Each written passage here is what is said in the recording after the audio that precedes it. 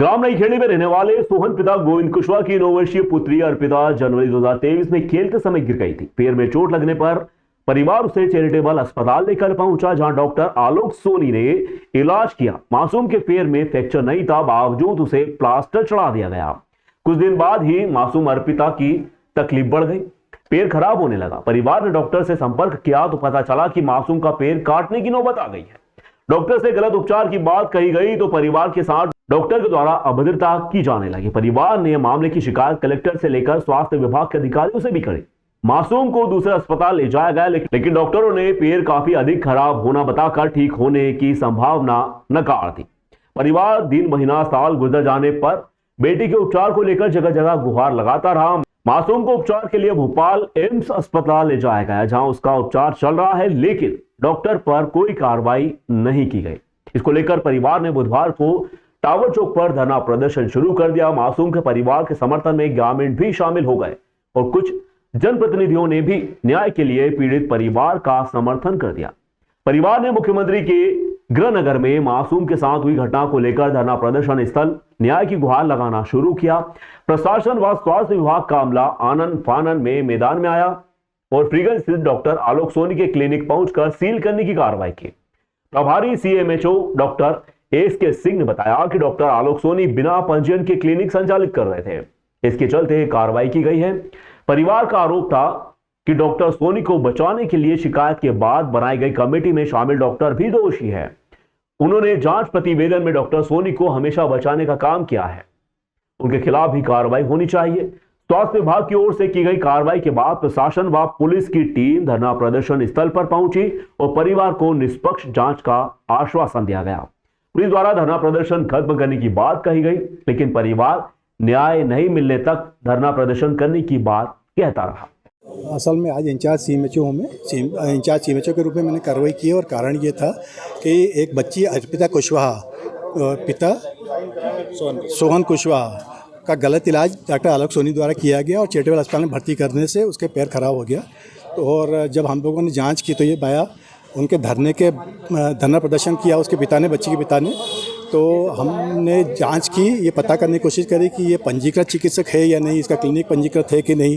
तो ये पाया कि उसका क्लिनिक आज की तारीख में 27/11/2024 को पंजीकृत नहीं है। इस आधार पर इनके हमारे द्वारा उसका क्लिनिक सील करने के लिए कार्रवाई की गई। मंत्री जी से यही मांगे हमारी कि है ना मुख्यमंत्री आलोक सोनी डॉक्टर को है ना कड़ी से कड़ी कार्रवाई हो और मेरा पैर ठीक करा दे। मेरा पैर में कुछ भी नहीं ये हो गया और मेरा पैर खराब हो गया और दर्द करता है अंदर से। क्या हो गया था बेटा आपको? मैं गिर गई थी तो डॉक्टर ने है ना गलत प्लास्टर चढ़ा दिया। यह ग्राम नई खेड़ी का मामला है और यह गांव का मामला है, इसलिए यहाँ पर सारे जनप्रतिनिधि, सरपंच, जनपद प्रतिनिधि वगैरह सभी यहाँ पे जो जनप्रतिनिधि वह भी आए हैं, क्योंकि एक मासूम बालिका का पिता उस बालिका को लेकर 1.5 साल से दर की ठोकरें खा रहा है। ना ही कोई आज तक किसी डॉक्टर के ऊपर उचित कार्रवाई हुई है, ना ही कोई बालिका को ऐसा आश्वासन दिया गया है कि उसका जीवन यापन हो जाए। आज छोटी सी उम्र में 10-15 साल की बालिका को आप देख रहे हो कि उसका जीवन खत्म होने की कगार पर है, उसका पाँव पूर्ण रूप से खराब हो चुका है। डॉक्टरों का कहना है कि यह पाँव अब ठीक नहीं हो पाएगा, आए मौके इस पाँव को काटना भी पड़ सकता है। उसके बाद भी ना तो कोई प्रशासन कोई हमारी बात सुन रहा है, ना ही कोई डॉक्टर के ऊपर कार्रवाई हो रही है। आज हम अनशन पर इसीलिए बैठे हैं कि जो डॉक्टरों के द्वारा गलत इलाज के द्वारा इस बालिका का जीवन खराब हुआ है, आलोक सोनी इसमें मेन आरोपी है, उसके ऊपर सख्त से सख्त कड़ी कड़ी कार्रवाई हो, उसको जेल भेजा जाए। और जो भी डॉक्टरों ने प्रतिवेदन बनाए हैं, माननीय कलेक्टर साहब और सीएम साहब से हमने मुलाकात की, उन्होंने उनके कहने पर जो डॉक्टरों की टीम गठित की गई, उन्होंने जो प्रतिवेदन 3 प्रतिवेदन बने, 3 ही प्रतिवेदन में बस स्वयं प्रतिवेदन में जो बनाए हैं वो डॉक्टर ही गलत साबित हो रहे हैं। अगर वह कोई लेकिन कोई सुनने के लिए तैयार नहीं है। कहाँ भी जहाँ जाते हैं वहाँ से इसको बालिका के पिता को भगा दिया जाता है। और ये सीएम साहब के गृह क्षेत्र में इस प्रकार की घटनाएं घट रही है, यह वही वाकई शर्म की बात है। हम प्रशासन से माननीय कलेक्टर साहब से मांग कर रहे हैं दोषी डॉक्टरों के ऊपर सख्त कार्रवाई कराए, उन्हें जेल में डाले, ताकि ये बाबा महाकाल की नगरी में इस प्रकार की घटनाएं आने वाले समय में घटित ना हो। जब तक डॉक्टर द्वारा इलाज किया गया पर प्रशासनिक अधिकारियों द्वारा बोला जा रहा है कि डॉक्टर से इलाज ही नहीं करवाया, जबकि मेरे पास लिखित प्रमाणित है। और मैं चाहता हूँ कि जो गलत प्रतिवेदन बनाने वाले डॉक्टरों के ऊपर भी कार्रवाई हो और आरोपी डॉक्टर आलोक सोनी पर भी कार्रवाई हो।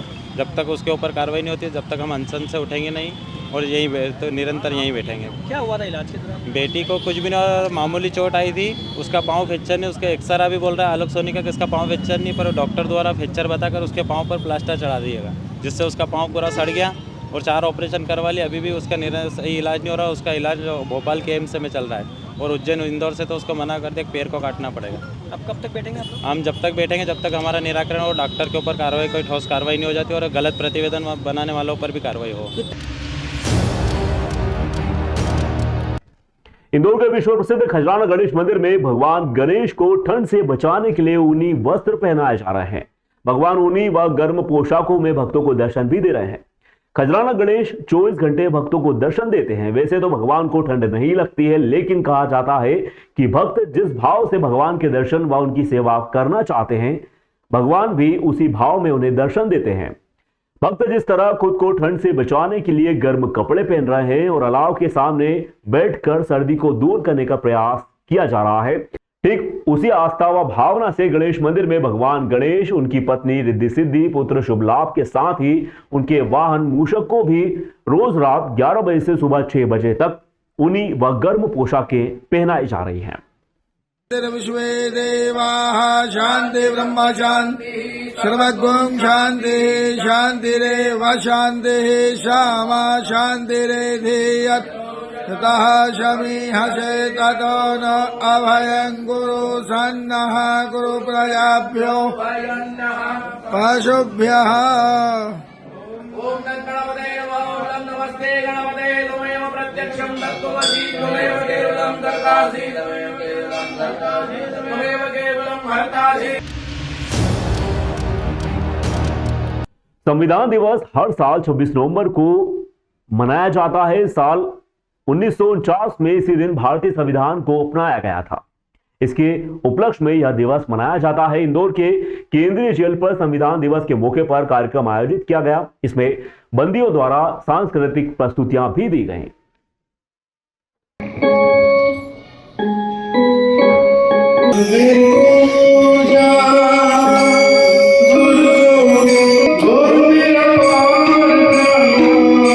दो पहलू हैं, हम और आप मिलके ऐसे कार्य को करें, ऐसे काम को करें कि जो व्यक्ति यहाँ से जाए वो आपकी सराहना करे। हमारे संविधान की सुंदरता कि वो आप हर एक व्यक्ति जिसने भारत की भूमि में जन्म लिया है, उसका यदि कोई चिंतक और रखवाला है तो वो हमारा संविधान ही है। शपथ लेता हूँ कि मैं भारत एवं संविधान के प्रति श्रद्धावान एवं सच्ची निष्ठा रखूंगा, जो विधि द्वारा स्थापित है तथा भारत की सार्वभौमिकता तथा सत्यनिष्ठा बनाए रखूंगा। आज संविधान दिवस के अवसर पर केंद्रीय जेल इंदौर में भी हमारा संविधान हमारा स्वाभिमान इस थीम पे जो है जेल पे एक जागरूकता का कार्यक्रम किया जा रहा है, जिसमें संविधान को लेकर के चर्चा और उसमें बंदियों को क्या क्या उसमें जो है अधिकार और सुविधा, आम नागरिकों की तरह बंदियों को भी क्या सुविधा है, इस पे एक चर्चा की जाएगी। इसके अतिरिक्त धारा 479 बीएनएस की धारा 479 के अंतर्गत ऐसे अंडर ट्रायल बंदी जिन्होंने अपने जेल में रहते हुए 1/3 पार्ट अभी भी अंडर ट्रायल अवधि में व्यतीत कर लिया है, उन्हें माननीय न्यायालय द्वारा यदि उचित समझा जाता है कि उन्हें जमानत मिलना चाहिए, ऐसे लोगों को आज यहाँ पे जो पूरे मध्य प्रदेश, भारत सहित मध्य प्रदेश के भी सभी जेलों में जो पात्र बंदी हैं, उन्हें इसमें आज जो है जमानत की सुविधा प्राप्त हुई है। निगम आयुक्त के निर्देश पर नगर निगम जोन क्रमांक 3 की राजस्व वसूली टीम ने आज जेल रोड की एक बिल्डिंग को सील करने के लिए अनोखा अंदाज अपनाया। इस बिल्डिंग पर नगर निगम के 15,62,000 रुपए बकाए थे। बिल्डिंग मालिक को कई बार सूचना देने के बावजूद भी टैक्स जमा नहीं करने पर जोन क्रमांक 3 के एआरओ अनिल निकम, वार्ड क्रमांक 57 bill collector Vinod Pandey team के साथ ढोल धमाके के साथ में पहुंचे। ढोल बजाते नगर निगम की टीम को देख बाजार में हलचल मच गई। एआरओ निगम ने बताया कि 46 देवी अहिल्या मार्ग जेल रोड की इमारत पर 15,62,000 रुपए संपत्ति कर बकाया होने पर इस भवन को कुर्क कर लिया गया है। बड़े अफसर के निर्देश पर शहर में संपत्ति कर वसूली की मुहिम चल रही है। ढोल ताशे को लेकर निगम का कहना था कि यह नया तरीका नहीं है। पिछले साल भी विजयनगर व जोन क्रमांक 3 सहित निगम के सभी जोनों में कार्रवाई की गई थी। इस तरह की कार्रवाई के जरिए लोगों को आगाह करना है जो ऐसी इमारतों में खरीदारी करने जा रहे हैं। उन्हें जानकारी हो जाए कि इमारत पर टैक्स बकाया है।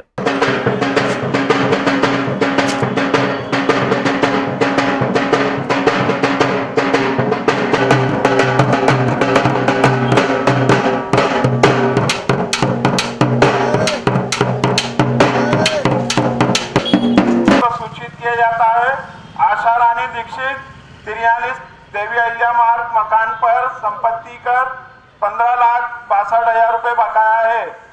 कोई भी व्यक्ति अगर इस संपत्ति को खरीदने की वो करता है उसके पूर्व नगर निगम से एनओसी प्राप्त करे, बकाया राशि जमा कराए। इस भवन को आज दिनांक को पूर्ण कर लिया गया है।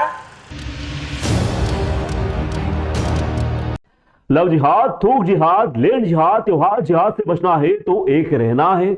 हरी दीवार वालों से बचना है तो हो जाओ एक।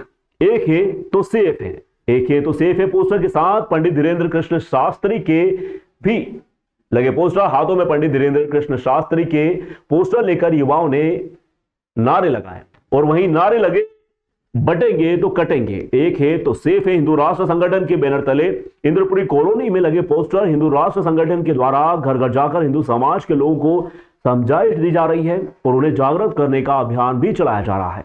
इसके साथ ही घर जाकर पोस्टर लगाकर उन्हें समझाइश दी गई है, जब तक हिंदू एक नहीं होगा तब तक सेफ नहीं होगा। गजवा हिंदू को समाप्त करके हम भगवा हिंदू चलाएंगे। हिंदू समझ को एक करना है क्योंकि कहीं ना कहीं हिंदू समाज भटक जाता है गलत लोगों के चक्कर में पड़कर। एक है तो सेफ है, बटेंगे तो कटेंगे, बटेंगे तो कटेंगे, बटेंगे तो एक है तो सेफ है। जय जय श्री राम, जय श्री राम। निश्चित रूप से जो गजवा हिंद जो लोग चलाते हैं, जो असामाजिक लोग जो हिंदुओं को तोड़ने की बात करते हैं, हिंदुओं को काटने की बात करते हैं, ऐसे लोगों के खिलाफ हिंद राष्ट्र संगठन मैदान में है और उन्होंने यहाँ घर घर जाके हिंदू समाज के लोगों को जागृत करने का एक अभियान चलाया है और पोस्टर लगाकर उनको समझाइश दी और बताया कि जब तक हिंदू एक नहीं होगा जब तक सेफ नहीं होगा। तो हिंदू जब एक है तो सेफ है और जो गजवा हिंद है उसको हम समाप्त करके भगवा हिंद चलाएंगे।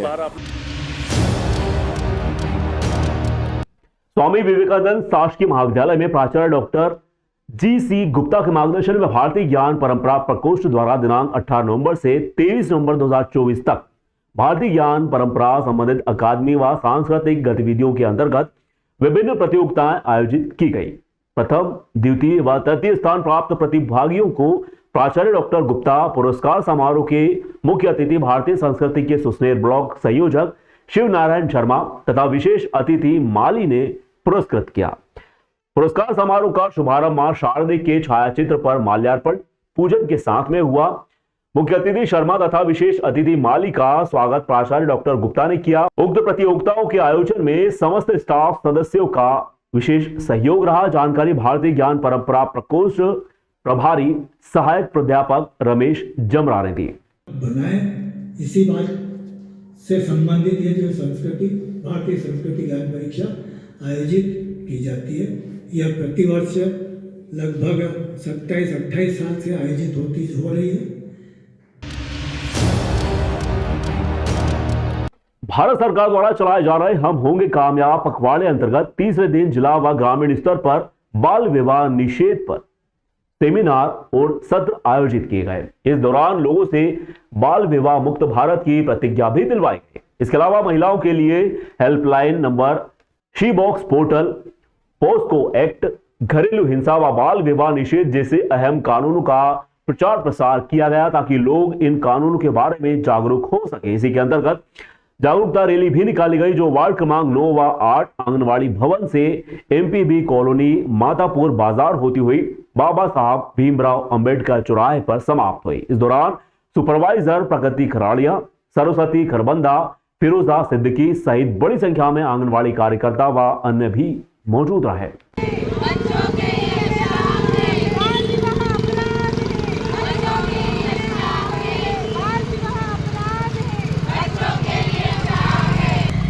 सरकार का हम होंगे कामयाब महिला सशक्तिकरण के तहत प्रोग्राम चल रहा है जो 25 नवंबर से चालू होकर 10 दिसंबर तक चलेगा। उसी के तारतम्य में आज बाल विवाह रोकना, जागरूकता फैलाना, इसके संबंध में कार्यक्रम होना था। हमने कार्यक्रम किया और रैली निकाली और लोगों को जागरूक किया कि बाल विवाह नहीं करना है, और अगर कोई ऐसे बाल विवाह कर भी रहा है तो सूचना दीजिए और हम उस पर त्वरित कार्रवाई करेंगे। तो भारत को बाल विवाह मुक्त बनाना है। यूरेशियन समूह EAG के मेहमानों के मांडव में स्वागत व भ्रमण की तैयारियों की समीक्षा की गई। जिला पंचायत CEO अभिषेक चौधरी एवं ADM अश्विनी रावत साथ थे। समूह के 236 डेलीगेट्स 27 नवंबर को मांडू पहुंचेंगे। भारतीय संस्कृति के अनुसार होगा उनका स्वागत। सत्कार की तैयारियां भी जारी हैं। कलेक्टर बोले, यह हमारे लिए सम्मान की बात है। ख्याल रहे कि हम चाहे जिस पद पर भी हो या किसी भी क्षेत्र के निवासी हो, इस समूह के स्वागत सत्कार में भारत का प्रतिनिधित्व कर रहे हैं। इंदौर में 25 तारीख से लेकर 29 तारीख तक EAG प्लेनरी की एक समिट हो रही है। ड्यूरेशन ग्रुप है ये। भारत का जो वित्त मंत्रालय है, भारत के जो संधियां हैं विभिन्न देशों से काउंटर टेररिज्म को लेकर के, ब्लैक मनी प्रिवेंशन को लेकर के, उसके तहत जो हमारे निगोशिएशंस होते हैं अंतर्राष्ट्रीय दलों से, उसके ही तारतम्य में ये एक कॉन्फ्रेंस जो है वो इंदौर में आयोजित की जा रही है। और वही पूरा दल एक दिन के प्रवास पे मांडू आ रहा है। और हमारे लिए बड़े सौभाग्य और बड़ी खुशी की बात है कि हमें उनको अपना जिला और अपना इतना सुंदर मांडू दिखाने का अवसर मिल रहा है। उसी की तैयारियों के लिए हम और हमारी पूरी टीम आई हुई है। पूर्व में भी हम लोगों ने G20 समूह देशों के जो प्रतिभागी आए थे उनको भी हमने मांडू दिखाया था। देश विदेश गांव शहर सब पे नजर, सबकी खबर, नया रूप है नए है रंग, सबको समेटे अपने संग। आपका अपना शहर का सपना दैनिक अवंतिका, दैनिक अवंतिका, दैनिक अवंतिका। राजनीति फिल्मी बातें सब कुछ ही हम इसमें पाते। घर होटल ऑफिस या दफ्तर, क्लर्क प्यून या हो फिर अफसर, सबका चहेता सबका प्यारा दैनिक अवंतिका, दैनिक